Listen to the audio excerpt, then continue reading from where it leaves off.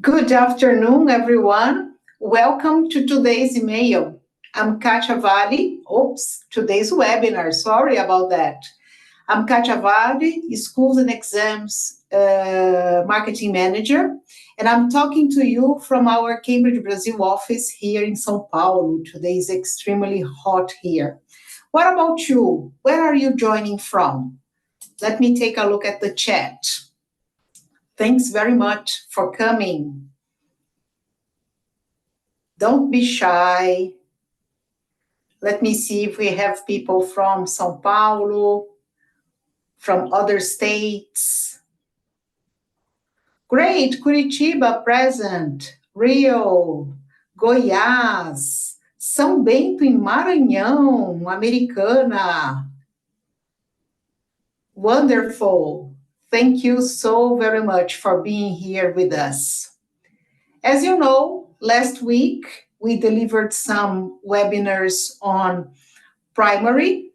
This week we have a lot of emails on teenagers, teaching teenagers, and we are going to have also one in primary on Wednesday and one about adults on Friday. So here in this slide, you have the QR code for our past webinars, and also a second QR code to enroll for our next webinars this week. Don't miss them. Follow us on social media. All these webinars have been communicated there and all our updates. Before we begin, a little bit of housekeeping. If you have any questions to our today's speaker, please send them in the Q&A. At the end of this presentation, we will have time to deal with them. Also, by the end, we will send you a link in the chat for feedback, and from this feedback form, we have a link to your certificate. This webinar is being recorded, and we will upload the recording very soon in our Cambridge, Brazil YouTube channel. So let's welcome today's speaker, Olha Madylus. Olha has taught in the UK, Greece, Hong Kong, and Venezuela. She's a freelance author, materials designer, consultant, and teacher trainer. Her main focus is on understanding and motivating learners. Thank you so much to have you with us here today, Olha, today. Have a good presentation. Thank you so much, Katia. Thank you for inviting me to Brazil. Even though pleasure. Even though I'm not actually in Brazil, I'm still very excited to be taking part in this program of webinars. Just a little bit of something that you might find interesting. You might be a bit confused about my name. It's actually a Ukrainian name, but the diminutive of my name is Olha. So Olha. It's a Portuguese word, isn't it? Olha. So Olha. Yeah, so Olá, Olha is what you would be saying to me. So hello, everybody. Thank you so much. Thank you. And I just want to say a quick thank you also to Maju in the background, who's helping with the technical support on this session. And these people, we would not be able to do anything without our help in the background. So thank you, Maju, very much. Totally agree with you. So I hand over to you. Thank you so much. Okay, there's all sorts of funny things going on. Okay, helping teenagers go the extra mile. What am I going to be talking about today? Well, I'm going to be talking about really trying to help teenagers get motivated, get moving, get out of that rut that they so often are in. I've been teaching teenagers for 40 years or so, and I do find that sometimes they get very stuck and very tired and very confused about many things. So this is what we mean by going the extra mile, pushing forward. So I have a little menu, and these are my general topics that I'll be talking about. As Katia said, I'm very, very interested in motivation, in the psychology of motivation. So I'll be talking a lot about that. And I'll be talking about how exams can be very useful in this particular area. And I'll also be talking about other things. I don't know if you know this expression, with him, what's in it for me, helping students to see the benefits of what they do, particularly with something like life skills and other skills that we have. And I really, really hope that you will join me in the chat box, because here I am in a very cloudy London in the evening, and I don't want to feel lonely. So please join me, because the very first thing we're going to do is have a quiz. And I hope that you're ready to join in the quiz. I'm going to show you 6 acronyms, 6 very famous English language teaching acronyms. And I want you to start thinking, what do you think they stand for? What do you know they stand for? So can you type what they stand for in the chat box in any order? Are you ready? Are you steady? Okay, what do they stand for? So any ideas in the chat box?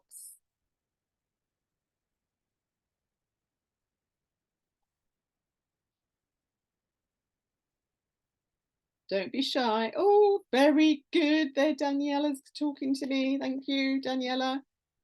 I don't feel lonely anymore. Any of the others? Oh, yes. Oh, you know, lots of them.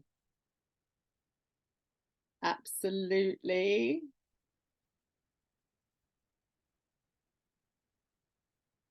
Are you not sure maybe about some of the ones, the second ones? Oh, English Sign Language, it could be. That's actually true as well. Okay, in terms of English language teaching, let's go through them. So lots of you got that one. Lots of you got that one. Maybe you didn't get this one as an additional language. That's quite often within a multilingual situation. Special purposes, for example, English for hairdressers, English for doctors, English for, I don't know, astronauts, English for academic purposes, which I've done a lot of in universities as well. And this one is actually probably the most common one. And I think I've been teaching this for a very, very long time.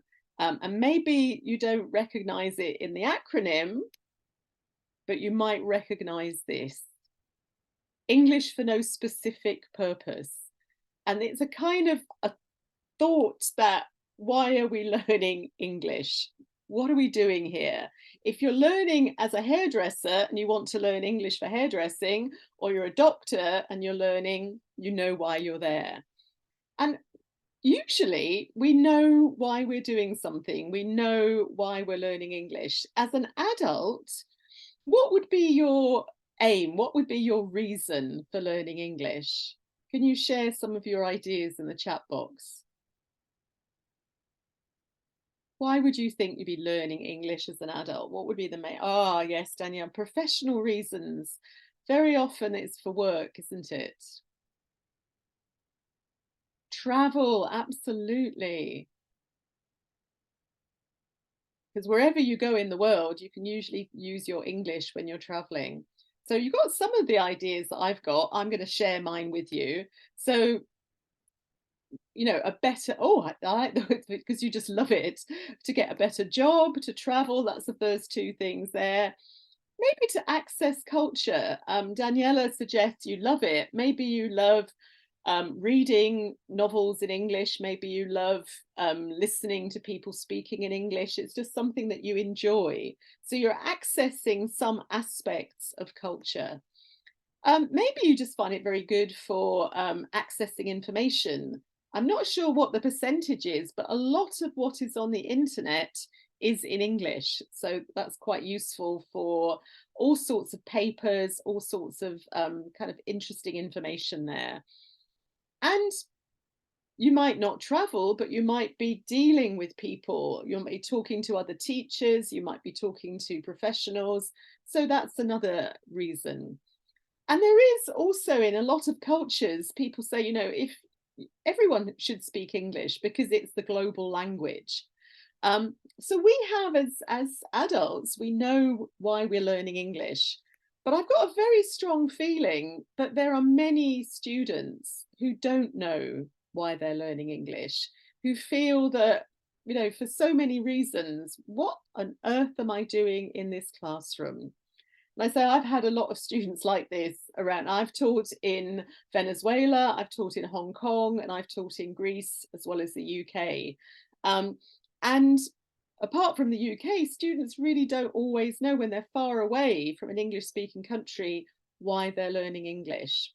And the pressure of doing this, of learning a foreign language, when you're having to learn lots and lots of different subjects like history, maths, sciences, it's like, why should I be doing this as well? I'm not interested. I don't care. I'm happy speaking Portuguese or Spanish. So what I really do think is important is that we think about these areas, and this is what I'm going to be talking about now, that our students do need to have goals. They do need to have a sense of direction, because we need to be moving, don't we? We need to be, instead of fighting what we're learning, we need to be part of the journey. And I'm very much for a step-by-step approach, not trying to do too much at once. And I'm really interested in this whole aspect of challenge, of how important that is. Also, I want to look at what's relevant to students, and the whole point of being successful, feeling that you're progressing, because I think these are things that really pull you forward and help you to learn more. So, goals and challenges.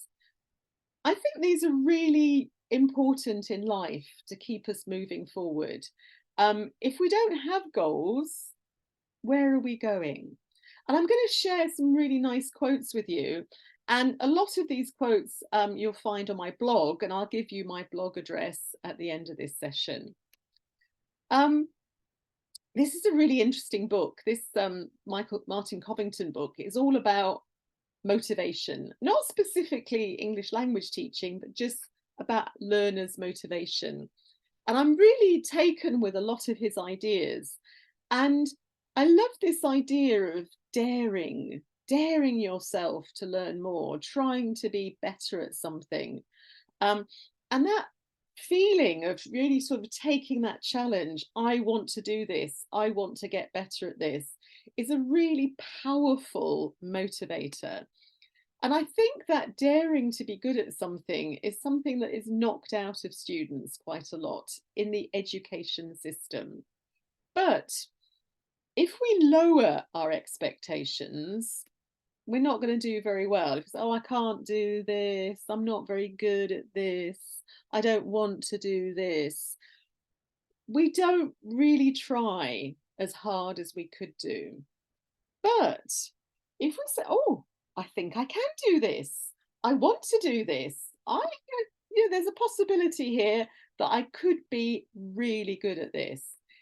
If we change our mindset, we can do better, but we have to be in the right environment to see those possibilities. We have to think outside.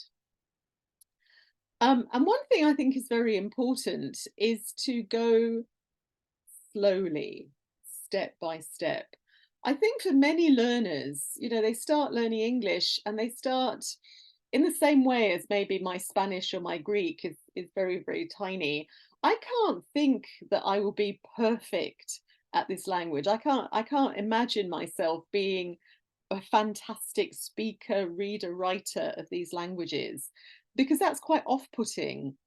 So one thing I think that is a real benefit of taking exams is that step-by-step approach, because you look towards one goal and you go, okay, I've done that, I've managed to do this, and the next goal, and the next goal, and the next goal.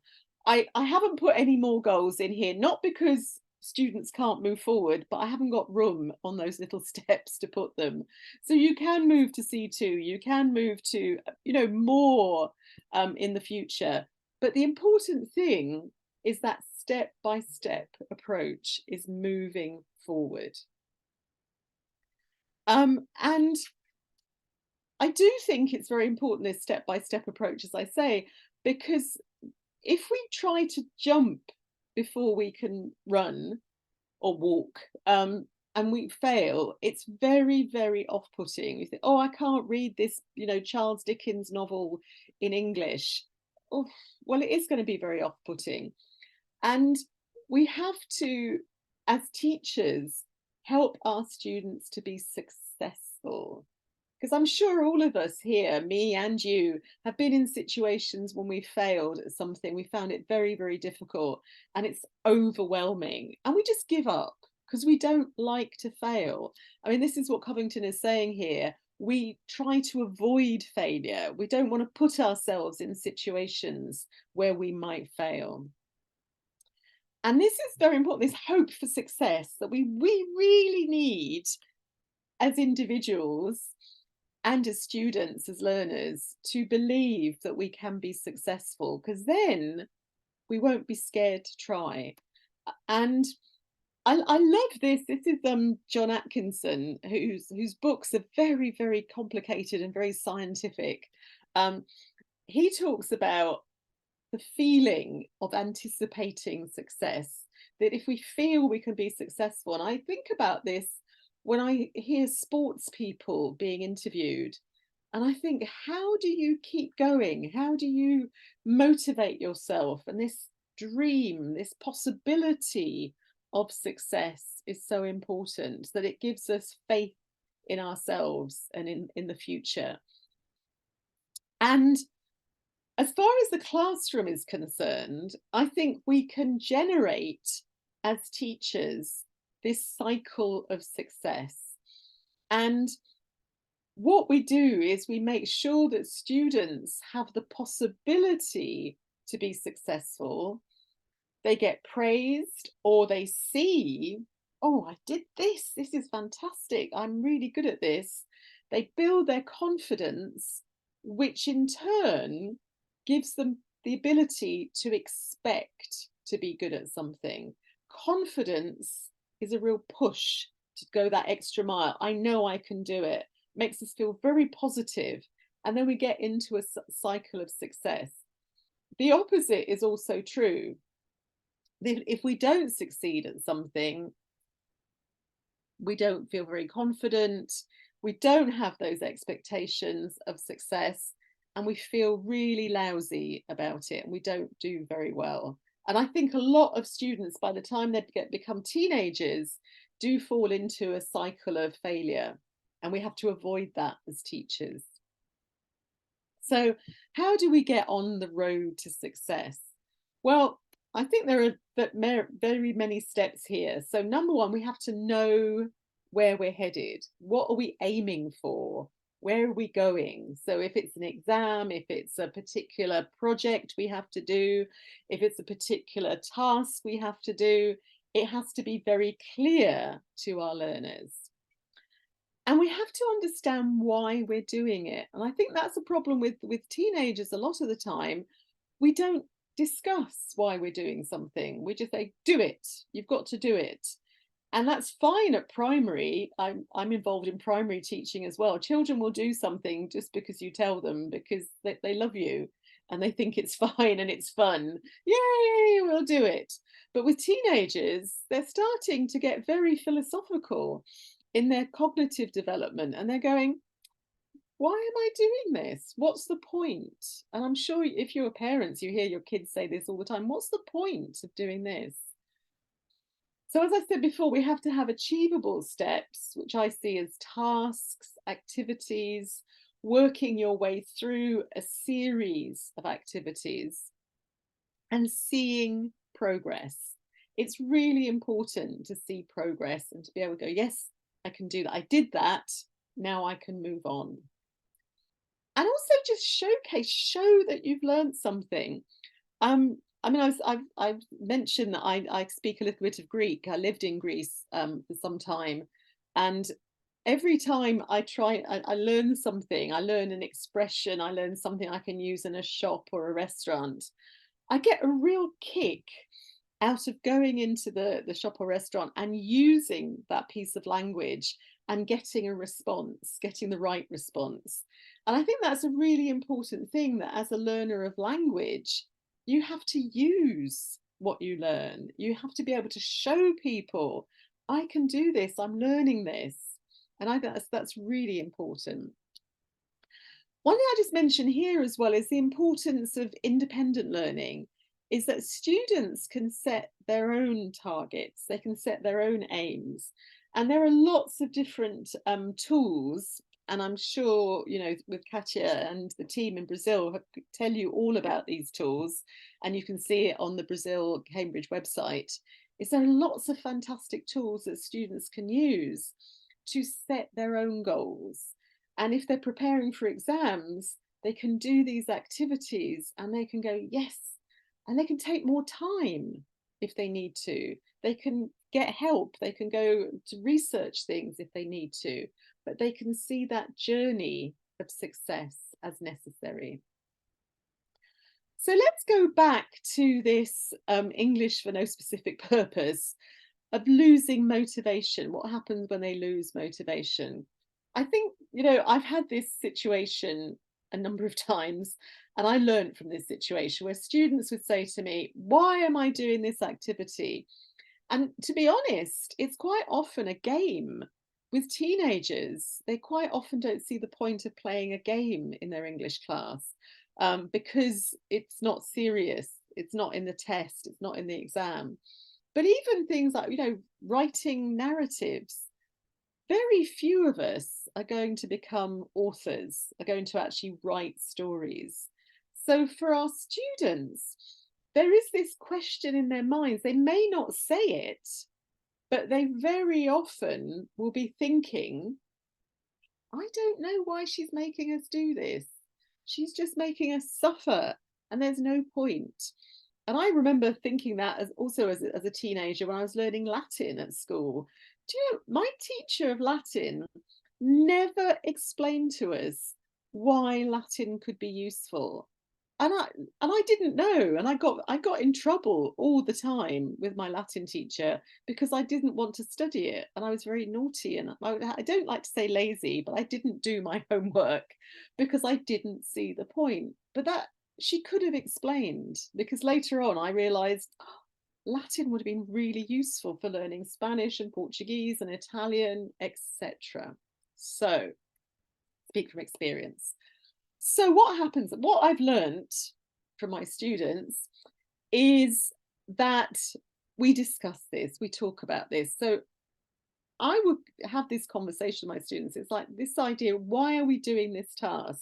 So as we're doing something in the classroom, or before we do it, after we do it, I say, why are we doing this? And it becomes a habit to make connections, to say, why is this task useful?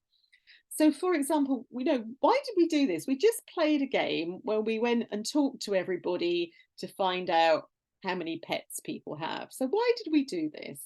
Well, it's oracy. We're asking questions, we're listening to answers, we're practicing vocabulary, we're using grammar. So students start seeing, wow, it's not just walking around going blah, blah, blah. There's an actual reason for doing this. So we can see through asking this question, what kind of skills are we practicing in this activity? What kind of language areas are we practicing? What useful things are we doing through this activity? And also, it's a good question to ask here is, did I learn something new in this activity? How am I expanding my knowledge? If you're preparing for an exam, then you say, okay, how is this useful to the exam? Because I have had this question for a lot of students. They'll just look at me and say, I don't want to do this because it's not in the exam. And I say, well, it's not directly in the exam, but even something like a running dictation can help you develop, practice all these useful skills. And Miriam is saying that's a good point. I'm speaking from experience, you know, because I've had students just refuse, say, I'm not doing this, and it's taken me a lot of time to kind of unpick what is the problem. And it's not the student's problem because they don't know. They don't see those connections. I'm the teacher. I'm planning the lesson. Why should I keep it a secret? You know, what is in my lesson plan, where the connections are. So this is something I think is important. And also, how is this useful in real life? How can I actually use this in different situations? Maybe not even in English, maybe in Portuguese. Maybe this is a skill I can develop. So how do we do this? We can discuss it. And after a short time, my students just say, okay, we don't need to discuss this anymore. We get it. We can see this. And that's fine. Or you can get them writing a little learner journal and just write down, what do we learn? What do we practice? Getting them into the habit, because I think this helps them to be independent. It helps them to be analytical, and it helps them to feel very grown up also about the process of learning. So I'm going to talk about the learning journey of how we can see these stages. Oh, Jelaine is saying that she shares objectives, and I think that's a really good idea. And we have objectives in course books. We have them at the start of each unit, but I'm not sure how many of us, and I'm feeling a bit guilty here myself, actually refer to them. So that's a very useful thing. And I think the idea of a learning journey is absolutely fabulous when it comes to teenagers, for them to see what it is I'm doing, how things link, and where I'm going. What will I able to achieve at the end? So I'm taking the Own It learning journey. And I don't know how well you might know this book, but the whole idea here is that students can see what they're doing at different stages of the lesson and how these link together. So we start, you know, by saying, what do you know already? You might do some research. So you're exploring, you're practicing the language, and then you actually do something with the language. And I love this idea of demonstrating what you can do, demonstrating your knowledge and showing yourself and everybody else what you can do with the language. And I think that makes students really kind of go, oh, right, this is the process. I'm part of this process. And so, okay, at the beginning, you're asking me what I know already. Why are you asking me this? Because this is the starting point and we're building on this. And we can also see how this correlates with exams. And I think that's also useful for students to see. So activating prior knowledge is a really important aspect of comprehension, listening or reading comprehension, using what you know already about the world, so that, you know, when you're reading a text about the jungle, it's not something that you've not come across before. You know stuff already, and you can use this. And I think it's really useful to make those links. I think it's a bit of a shame when we go from unit to unit and it's like nothing from the units before is used. We have to use all that. And that's very true. If you want to, Katya's just put in, you can put things in the Q&A, put things in the chat box, because I'm looking there now, if you want to say anything, if you want to heckle. Developing research skills, this is a really fabulous life skill. Learning to learn. How do we find information? And this is a skill that students need across the curriculum. And it's a huge issue. Where do you find information? How do you find information? How do you use the information that you have? How do you unpick, you know, the on the internet from the reality, from the good stuff on the internet? And I think that's a really useful skill to learn. Practicing your language, actually using the language and getting that right is very important. Renata's just said, so, well, what if you share the purpose and the students refuse to do the activity anyway? I haven't found that happen. I mean, I have been teaching only 40 years, so it could still happen. But I think students quite often respond to it. And, sometimes we can't deal with everything in the classroom. There could be another reason why they're not doing something. Maybe they're embarrassed. Maybe they know that they're going to fail. You see, a lot of students will feel very embarrassed about doing something because they don't want to be seen to be failures. So this goes back to my cycle of success, that every time we keep asking them to do something, it's doable. Don't ask them to do something that's going to make them embarrassed. Teenagers are the most embarrassed age group ever. Primary students will do anything. Adults, I find, teachers will do anything, will run around dancing and singing for me. But I think that's Renata, it's a really interesting question, because we're delving into psychology there of why are they not wanting to join in? Why don't they want to go that extra mile? And what I would probably do is just talk to them and just say, why did you not want to do it? Is it my fault? Have I pushed you too much? Try to get, I always think it's an iceberg, what their behavior, for example, say, I don't want to do this. There could be 1,000 reasons for that. They could just be having a terrible day. Maybe their parents had a row in the morning, who knows? So I think it's a really important area to think about as teachers, because there could be a lot of reasons, but I would go for, quite often, it's just they feel uncomfortable or they don't want to make mistakes. Because the whole educational system has created a system where students are frightened of making mistakes.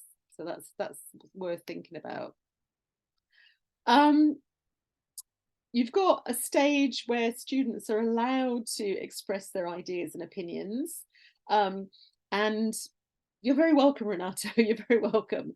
And I think that's really important, that we give them space to be, to just talk about what they feel and what they think and their own ideas, because they have such fantastic ideas as teenagers. And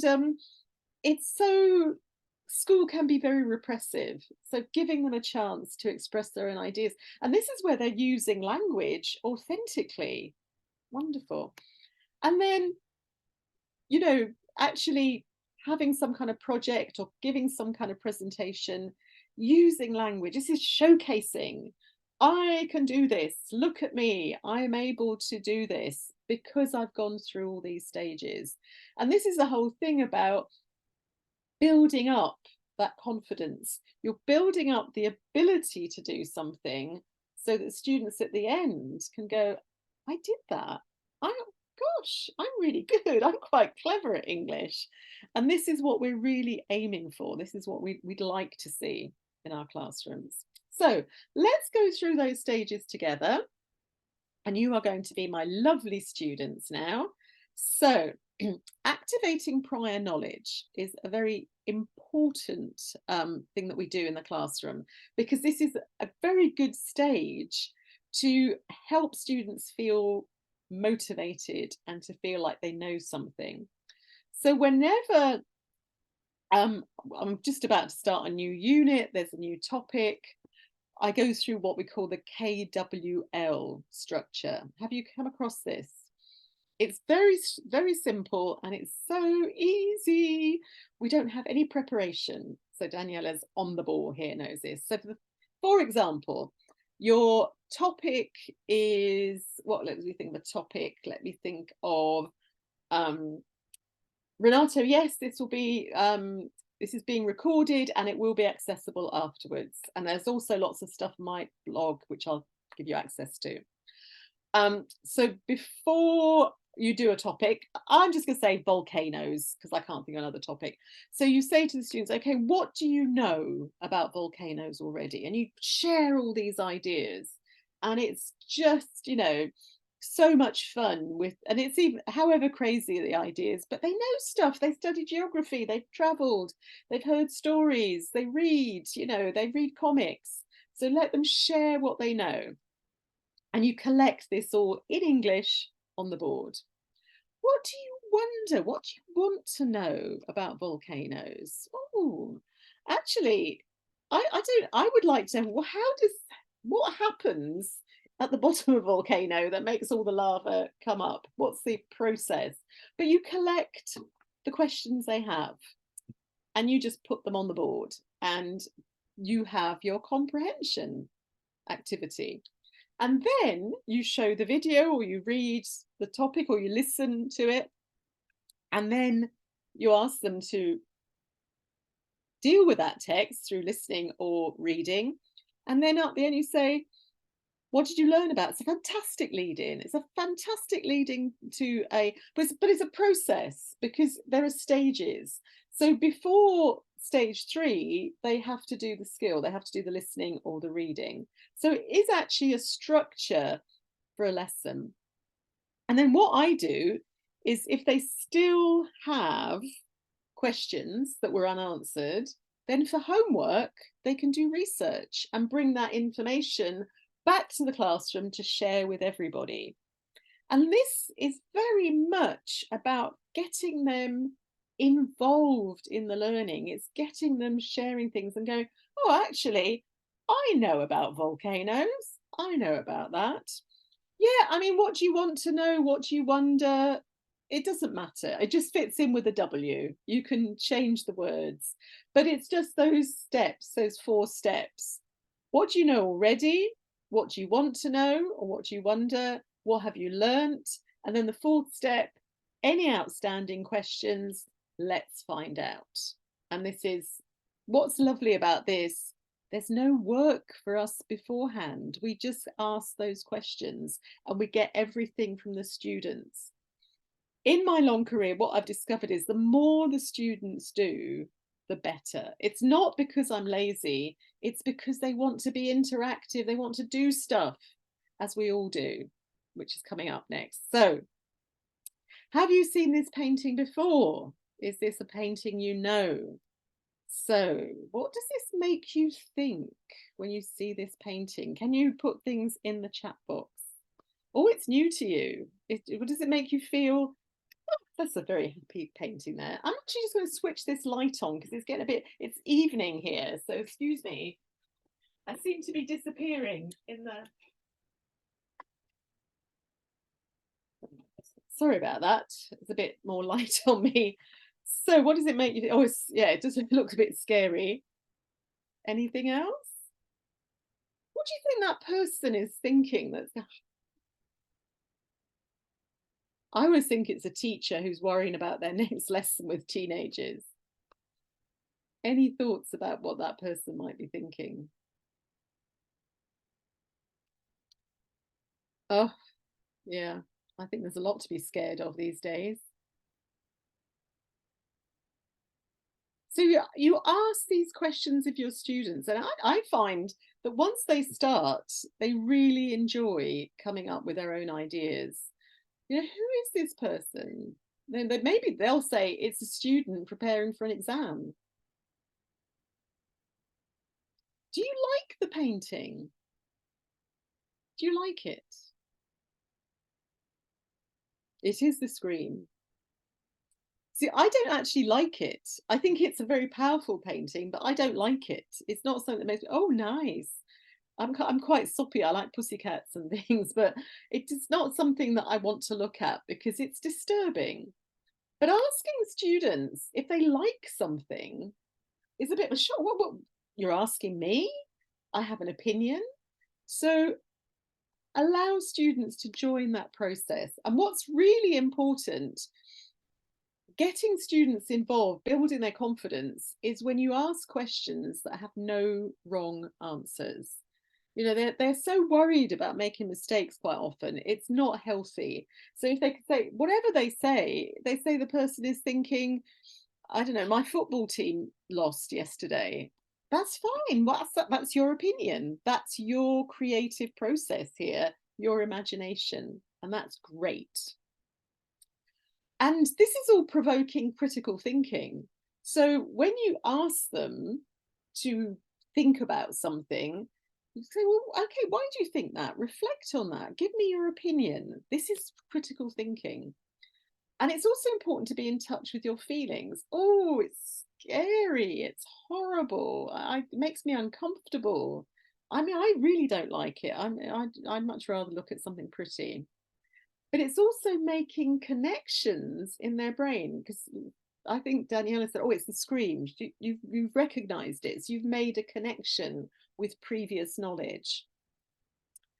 And there is this kind of interpretation, which I think is very much linked to literature. This is visual literacy. You're reading a message in the painting. And that is really important, because we all do this all the time. The world we live in is very visual, as well as very full of words. So that's a very important skill too. And we're stimulating the imagination through the process. And it's all personal. It's all about the student. You know, it's not about somebody else's opinion. We're not reading a critique of it. We're talking about what we feel, how we react. And they're using language, they're using their English as much as possible to give their opinions, which is real, which is authentic and motivating.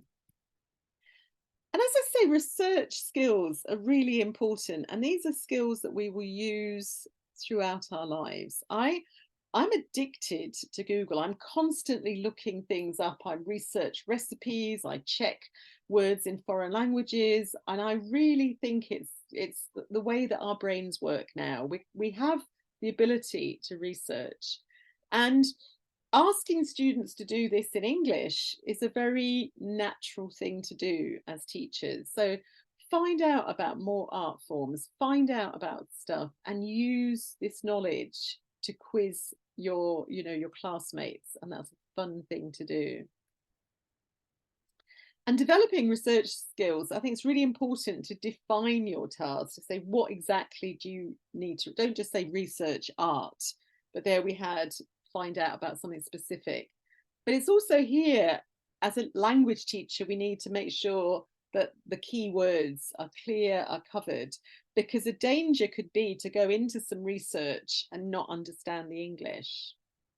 And also, very importantly, using appropriate tools. I mean, I'm sure you know, as teachers of kids, to warn them away from a lot of the rubbish that's on the internet. Excuse my language, but there is a lot of rubbish on the internet. And there are a lot of very nice teen-friendly sites. This is really important. Note-taking. How do you organize your information? Doing mind maps, visually organizing things. And I find it sort of scary that I do a lot of work at the local university here. And I get students at master's level that really are not very good at taking notes. They cut and paste, and it's embarrassing. So taking notes, summarizing, finding key information, mind maps, absolutely, totally important. And then encouraging students to keep learning. And this is going the extra mile as well. It's like, I've just learned something about modern art in my lesson from the course book. What else can I learn? So going out, going to exhibitions, bringing back postcards maybe from museums or parks, finding, what is out there.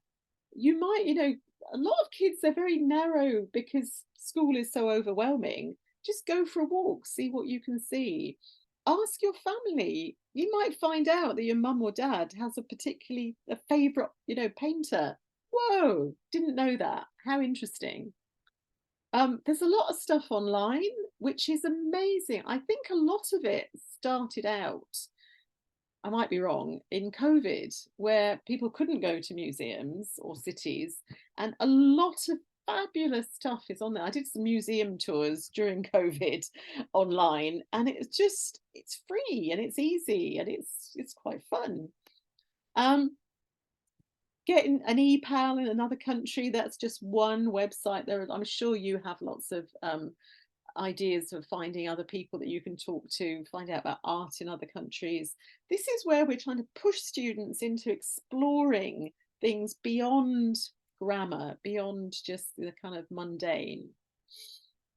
Obviously, though, having said that, we have to practice the vocabulary, we have to practice the grammar, and that's important, but students will see why they are doing tasks like this.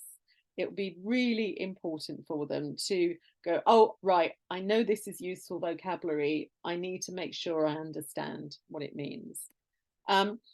And, you know, practicing writing using different bits of grammar. So, for example, here we've got, have you seen this painting before? Well, let's extract that piece of grammar, present perfect, and play a game, because I think it's time for a game. Right, I'm going to tell you 5 things about me. You will read them in a moment. 2 of them are not true. I'm sorry that I'm lying here, but you will find out which are not true. So 5 statements, 2 are not true. They're all numbers, so you can just write the numbers. Which do you think are not true about me? What do you think?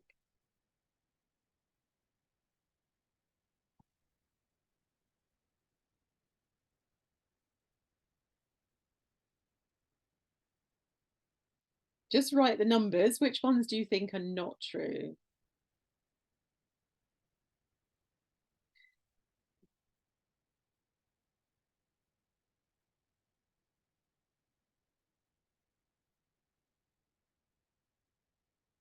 It's just really interesting. I'm just looking at which ones you're guessing. I've had a very interesting life. Oh, Daniela, you're a psychologist here. These are the 2 that are not true, the ones in yellow. I have ridden a horse in Egypt, but not a camel. And I have been to Peru, but I haven't been to Machu Picchu. But unfortunately, I have eaten camel when an Egyptian person offers you food, it's very rude to say not, no. And I've met Princess Anne, and unfortunately, it's true that I haven't danced tango in Argentina. I'm still hoping. But what a nice activity. This is a lovely activity for taking that grammar and making it personalized and making it interesting. So anytime you've got present perfect, first of all, you do it with yourself.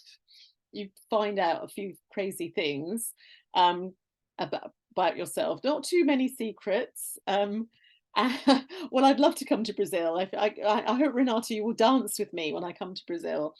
But then get the students to do it themselves, to write their own things, because again, this is making it real. This is making it authentic, real language for a real purpose, and personalized. And this is where they will try really hard. They go, Miss Olha, how do I say this? How do I say this?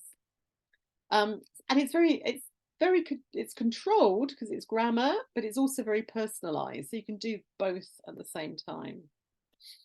So this responding personally is really important. And project work is a great way of getting students to personalize things. You know, they're doing so many things, so many life skills here, the critical thinking, the collaboration, communication, creativity, absolutely fabulous. But I do want to mention something that I've done a lot with students. And these are older. These are some of my university students, but they're very low level. They were about A2 at the university. And so it doesn't really make much difference. They were like teenagers, to be honest. But what was interesting was a lot of them were Chinese. A lot of them had never really used language for a purpose. They've been studying it as if it was, you know, a subject, as if it was maths. And this situation, I took photographs because I was just so excited at how they blossomed, that suddenly they had to design a perfect workspace. And we did all the vocabulary, you know, about furniture, what things were made of, airy, spacious, etc. And they worked in pairs and they drew their picture and then they had to stand up and present it. And oh my goodness, they were fabulous, you know, because they weren't perfect. The English wasn't perfect, but they were like, I just made a presentation in English. And this was such a nice thing to do. And it's like you're using vocabulary and structures, but you're bringing it to life and you're making them think, I've been successful at this. And it's not just English, it's also these, you know, my presentation skills, voice projection, eye contact, lots of things here. Well, the guy in the little hat is refusing to make eye contact, but we'll just ignore that one. So presentations are great because we practice the language, we practice the target language, the grammar, the vocabulary. It's a very clear task. It's got to be clear because then it's achievable.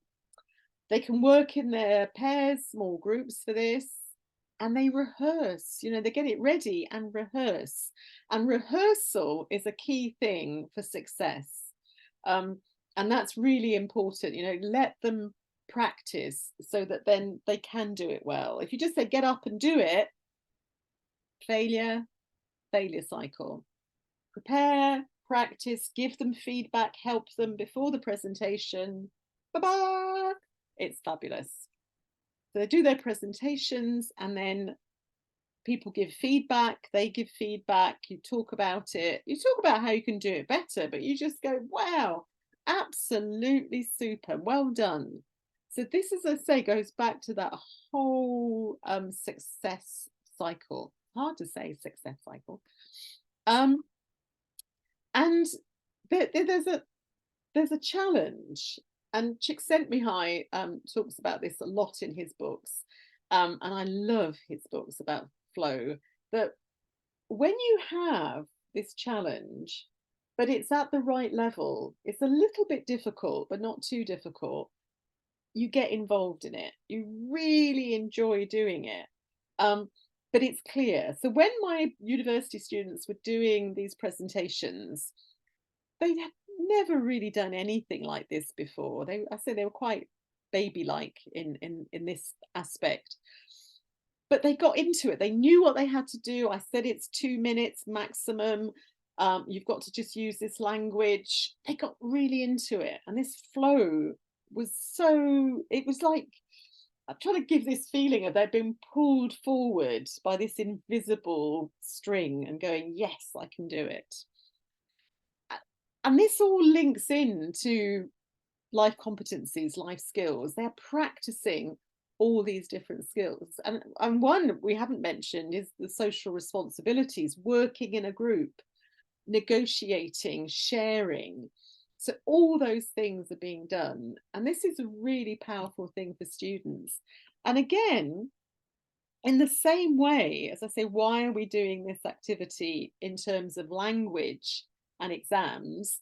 You can do it in terms of the life skills.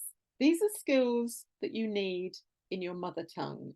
These are skills that you're going to use every day. How have we used these skills? How have we developed these skills in these tasks? So it's another checklist for you. Just in conclusion, I just want to share something with you that I discovered quite recently with a bit of research. And this is this whole thing about our role in helping students feel successful and feel positive.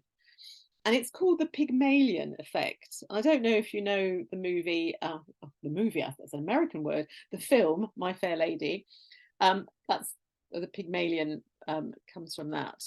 But the researchers came up with this finding that if somebody expects you to do well, it helps. So if your teacher believes in you and says, yes, you can do it, doesn't say, oh, you're not going to be able to do this. Oh, no, you're not very good. What we need as teachers is to expect the best. Don't worry about things that go wrong. It's fine. It's a process they're learning. Be careful about subliminal messages. I once watched a teacher teach a whole lesson where every time a student said anything, she went,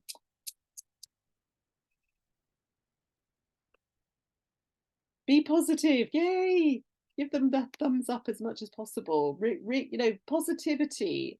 Help them if they need help. And if they're having a bad mood, and that's something I think Renata said earlier, they might not want to join in. It's not a problem. It's only a problem if you make it a problem. And this was the Pygmalion effect. I like the science of this graph, that the higher our expectations, we talked at the beginning about their expectations, but the higher our expectations and the way we give that message to them will make sure that they do well.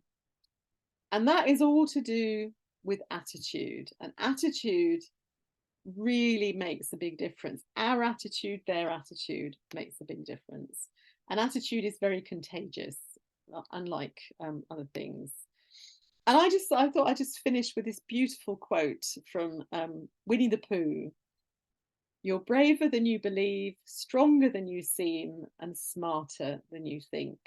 And I think that would be a lovely poster in your classrooms. It's something that I try and remind myself personally every day. So this is my blog address. I'm also on Facebook, and I think somebody's already asked me to join them. Okay, were there any questions? All right, Daniela's got a question in the Q&A.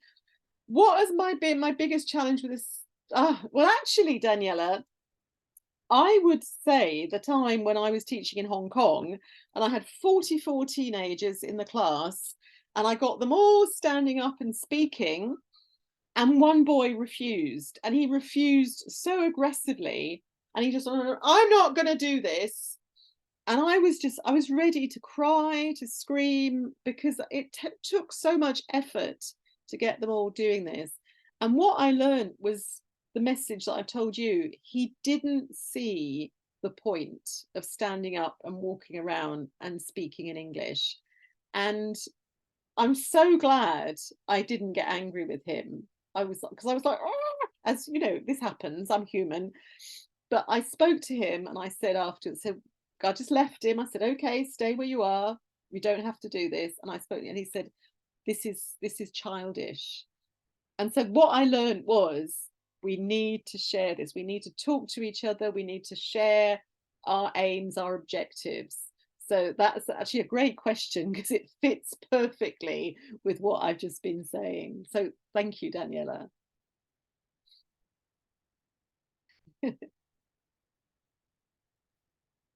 44 students was a lot in Hong Kong. That was challenging too, for lots of reasons. Sure. So I don't see, let me see, I don't see any other question. So very soon we are going to have this recording available. We have already placed the link for the certificate in the feedback form. Once again, we thank you very much for this inspiring presentation and hope to see you soon. You will. I'll be back next month. Who knows? Thanks, everyone, for the participation, for being here with us. And tomorrow we have more webinars at 3. Please keep following us on Instagram. Thank you very much. Take care. Bye-bye, everybody. Bye-bye.